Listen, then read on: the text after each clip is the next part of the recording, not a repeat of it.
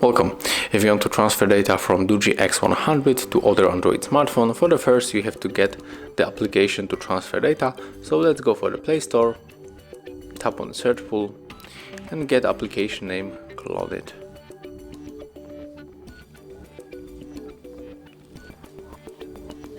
Let's install this application, and on the second smartphone you have to do the same. Of course, I got this application, so right now I can open it on the Android phone, and we are waiting on our Doogee.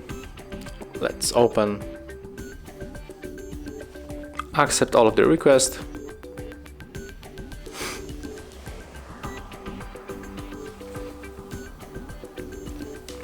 and right now click sender on your Doogee. Click set, turn on location, and then just go back. Click sender one more time, click allow one more time, and click receiver on your Android phone. Here we have to also turn on location, so turn it on, go back, click receiver, tap search again, and right now we are waiting for the Android share icon, and here it is. So right now we can click on it, and we have two ways to connect. We can scan this QR code, but also we can input the password manually. So you have to pick your way. I'm going to scan the code.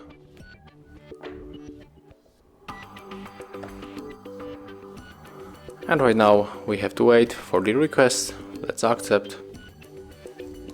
And right now, if you want to send all of the data, you have to pick all of these icons and then just click start. But in my case, I will go for the details, and I think that I'm going to send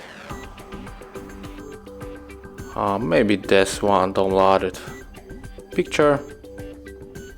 So click start, OK, and as you can see, our photo is sent. Thank you guys for watching. Leave thumbs ups, comments and subscribe to our channel.